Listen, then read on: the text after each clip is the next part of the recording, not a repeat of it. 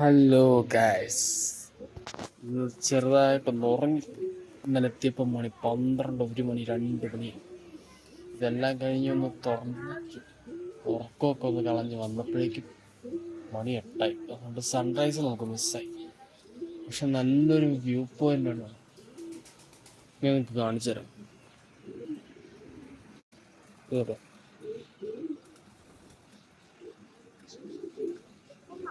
നല്ലൊരു മല view point.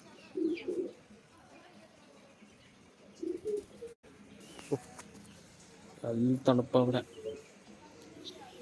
ആ ഒരു ടീഷർട്ട് ഇട്ടിട്ട് അതിൻ്റെ പുറമെയാണ് ഈ ഹൂഡി എടുത്തിട്ട് ഒട്ടിരിക്കാൻ വരാം.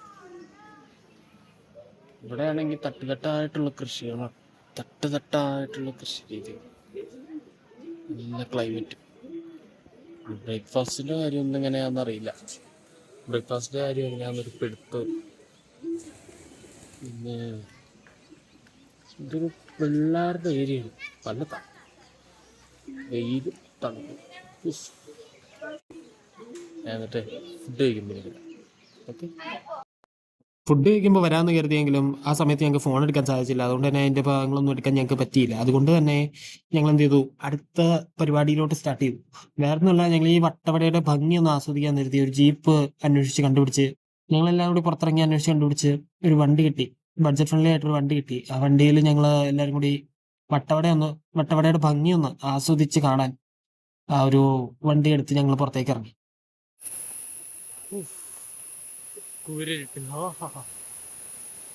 ഇത് സ്ലോപ്പാണ്, നല്ല നിരക്കില് തെന്നലാണ് നമുക്ക്. കമ്പി വേലിക്കും ദൂരെ നിന്ന് വെള്ളച്ചാട്ടത്തിന്റെ ശബ്ദം കേൾക്കാൻ പറ്റും. ഭയങ്കര തണുപ്പായിരുന്നു ഇന്നലെ രാത്രി വന്നപ്പോൾ. അതാണ് ഇന്നലെ ഒന്നും വീഡിയോ എടുക്കാൻ പറ്റുന്നത്. ഇന്ന് ഇപ്പോഴാണ് ശരിക്കും എക്സ്പ്ലോർ ചെയ്ത് തുടങ്ങുന്നത്. അല്ല നിങ്ങൾക്ക് നോക്കുന്നത്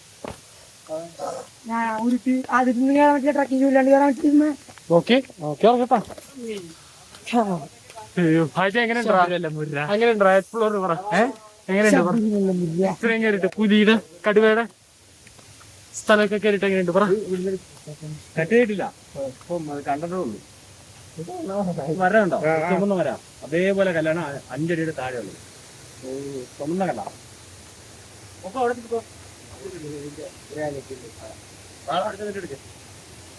ആ കല്ലിന്റെ ഷേപ്പ് കണ്ടോ?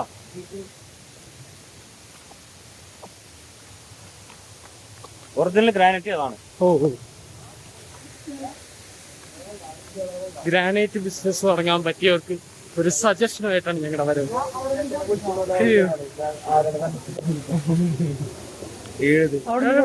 ചുമന്നുകൊണ്ട് വെട്ടിട്ട് ആ മാർക്ക് ചെയ്തേക്കണം അല്ലേ?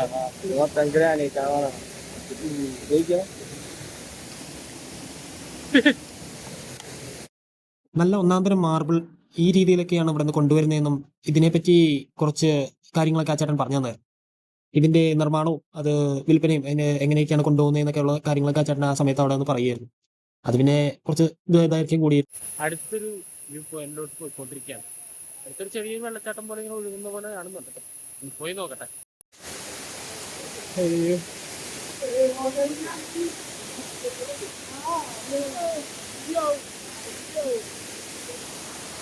കൊൽക്കത്താട്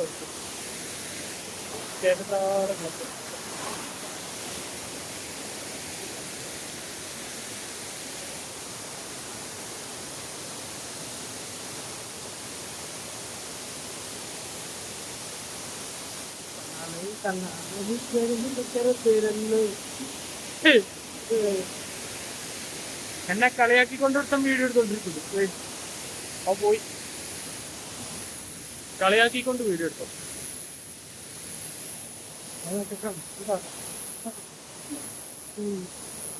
അടുത്തൊരു ഹിൽ സ്റ്റേഷനിലോട്ട് പോയിക്കൊണ്ടിരിക്കുക.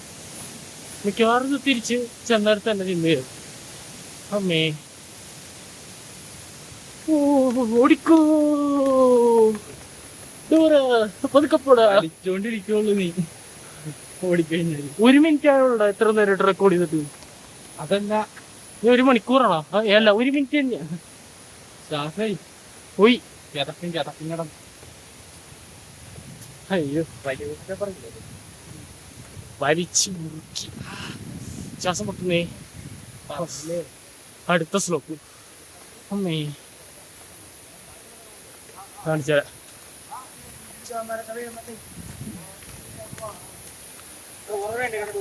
ആ ആ ആ ആ ചേട്ടൻ പറഞ്ഞത് ഇത് ഒരു പുറമേയുണ്ട്, ഒരു ഡാമാണ്. ആ വെള്ളം കുടിക്കാം, കുളിക്കാം, എല്ലാത്തിനും ഉപയോഗിക്കാം എന്നൊക്കെയാണ് ചേട്ടൻ പറയുന്നത്. അയ്യോ എന്താടാ ഒരു കുത്തനെ ഇറക്കമുള്ള കുത്തനുള്ള ഇറക്കം. ചിലന്തയാർ തടയണ ഡാം.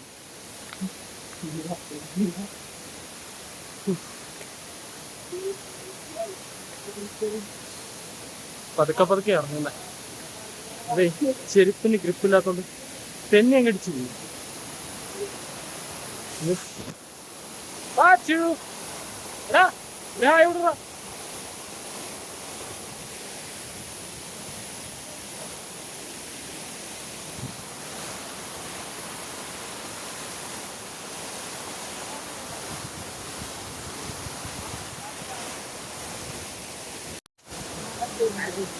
ഭൂമിക്കടിയുന്നല്ലോ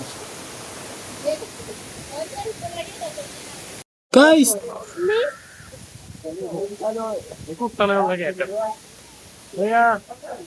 കുത്തനുള്ള കയറ്റത്തെ പറ്റി എന്താ അഭിപ്രായം? അങ്ങനെ പറയും. എന്താണ് ശരിക്കുള്ള എക്സാക്ട് അഭിപ്രായം? ഒരു പ്രത്യേക അനുഭൂതിയാണ്. ഇല്ലാത്ത അനുഭൂതിയായിപ്പോയി. ഒരു ലോ ലെവലിൽ ഉദ്ദേശിച്ചത് എന്താണ് അനുഭൂതി? സിമ്പിളായിട്ട് അങ്ങനെ ഇറങ്ങി ഒരു പാടേണ്ടി കേട്ടു.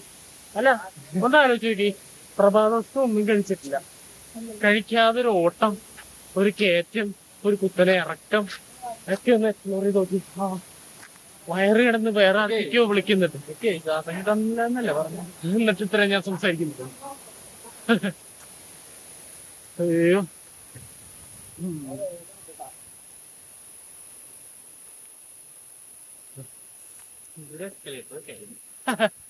എസ്കലേറ്റർ കയറാൻ മാത്രം എസ്കലേറ്റർ, ഇറങ്ങാൻ പടിയാണ്ട് ഇറങ്ങിക്കോ.